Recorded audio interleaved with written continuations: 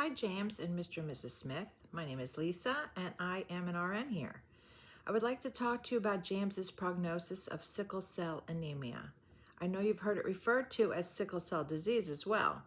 The disease is an umbrella term for all of the sickle cell diseases, otherwise known as SCD.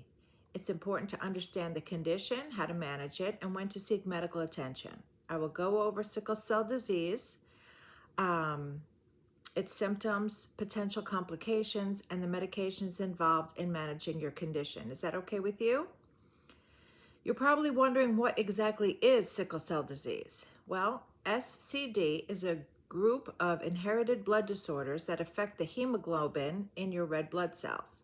Hemoglobin is the protein in red blood cells that carries oxygen throughout the body. In SCD, the hemoglobin is abnormal, which causes red blood cells to become sickle-shaped like a crescent moon instead of the usual round shape. These sickle cell-shaped cells can get stuck in small blood vessels, causing pain, tissue damage, and decreased oxygen to your body's organs.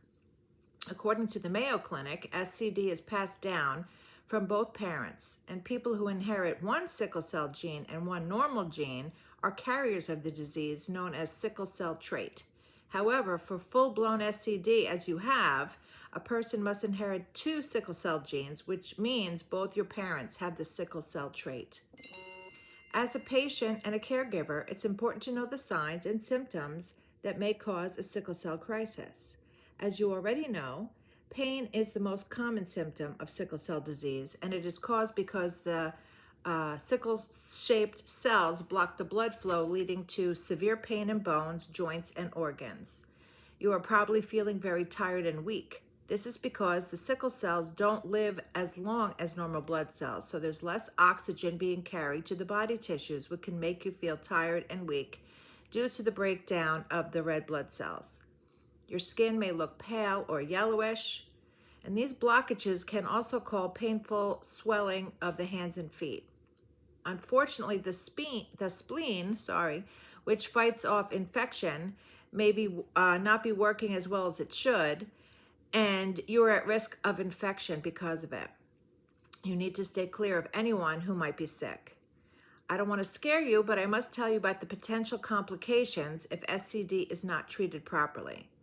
As I said, blockages in blood vessels can reduce blood flow, causing damage to vital organs. If blood flow is restricted to the brain, it can lead to a stroke, especially in children.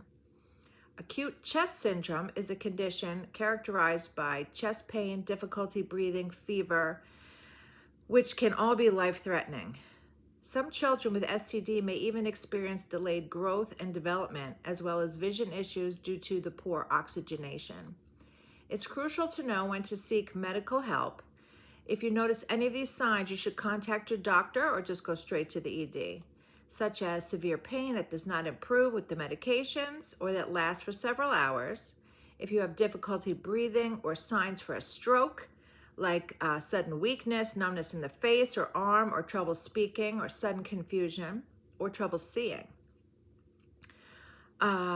Shortness of breath, chest pain or fever, severe headaches, dizziness, or fainting are all signs to call for help. Also look for signs of infection such as fever, chills, or swelling.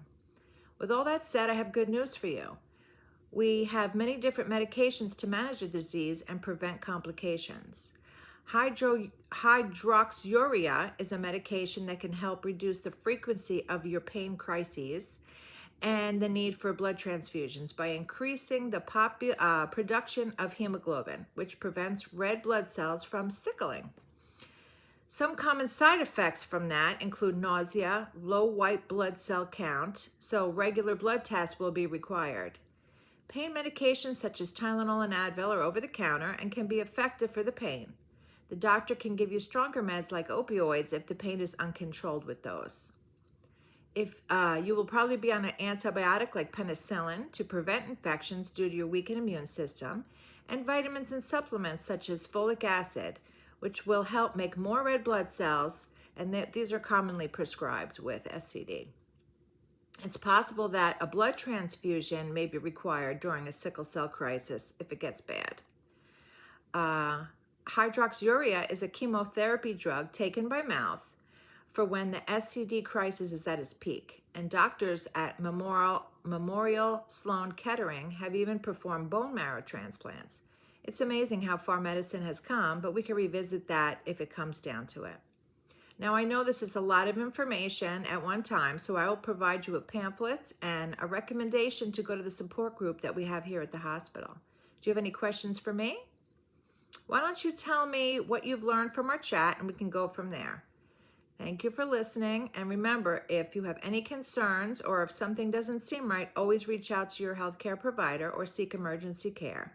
And together we'll fight this disease and keep you as comfortable as possible so you can live a long and happy life.